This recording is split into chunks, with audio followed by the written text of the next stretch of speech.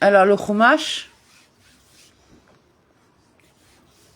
Alors, vendredi 18 Iyar est mort, suite chapitre 23.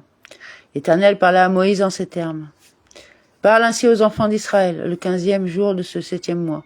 Aura lieu la fête des tentes durant 7 jours en l'honneur de l'Éternel. Le premier jour, convocation sainte, vous ne ferez aucune œuvre servile. Une convocation de sainteté, sanctifie-le par un bel habit et par la prière, et les autres jours de fête par des repas et des boissons, et par un bel habit et par la prière.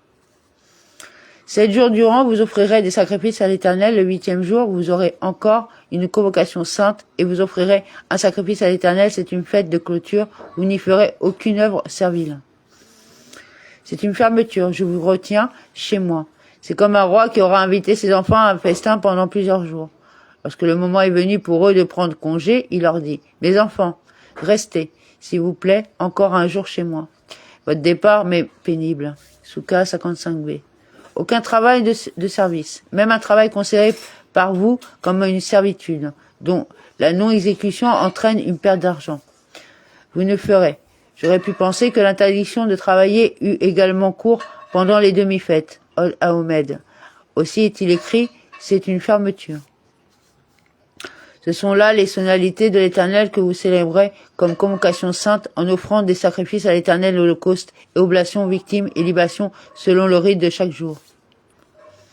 Un holocauste, Chola, et une oblation, Minra. La Minra des Sakim, présentée avec la Chola, Ménarot 44b. La chose du jour en son jour, dont la loi est stipulée dans le livre de Bamidbar 28-16 et suivant. La chose du jour en son jour. Si en revanche le jour est passé, l'offrande est nulle. Indépendamment des Shabbats de l'Éternel, indépendamment aussi de vos dons et de toutes vos offrandes votives ou volontaires dont vous ferez hommage à l'Éternel. Mais le 15e jour du 7e mois, quand vous aurez rentré la récolte de la terre, vous fêterez la fête du Seigneur qui durera 7 jours. Le premier jour, il y aura chômage et chômage le 8e jour. Toutefois, au 15e jour, vous fêterez. Il s'agit ici du sacrifice de Shélamim applicable à la fête, à Giga 10b. J'aurais pu penser qu'il repoussa le Shabbat. Aussi est-il écrit, toutefois, en ce qu'il peut être remplacé pendant tous les 7 jours. Pesarim 76b. Quand vous recueillerez la récolte de la terre, ce 7e mois doit tomber à l'époque des récoltes, d'où l'on apprend qu'ils ont reçu l'ordre d'intercaler un mois dans l'année, car à défaut d'intercalation, il pourrait arriver qu'il tombe au milieu de l'été ou de l'hiver. Vous fêterez, par les Shélamim applicables à la fête, 7 jours. Il n'y a pas présenté ce jour-là, il présentera un autre jour. J'aurais pu penser qu'il fallait les présenter pendant tous les 7 jours. Aussi est-il écrit, vous la fêterez comme fête, verset 41. Ce qui veut dire un jour sans plus. Et pourquoi est-il écrit 7, comme jour de compensation?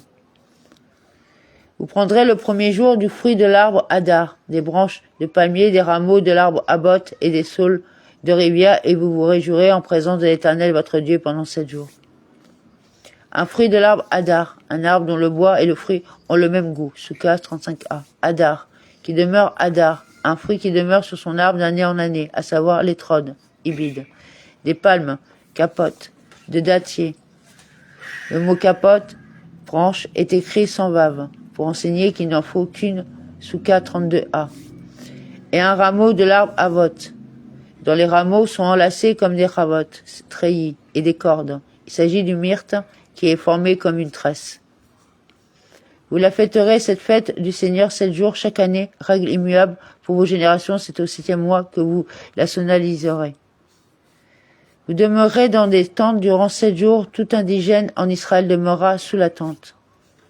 Citoyens, c'est l'autochtone, en Israël, y compris les convertis. Afin que vos générations sachent que j'ai donné des tentes pour demeure aux enfants d'Israël quand je les ai fait sortir du pays d'Égypte, moi l'Éternel votre Dieu.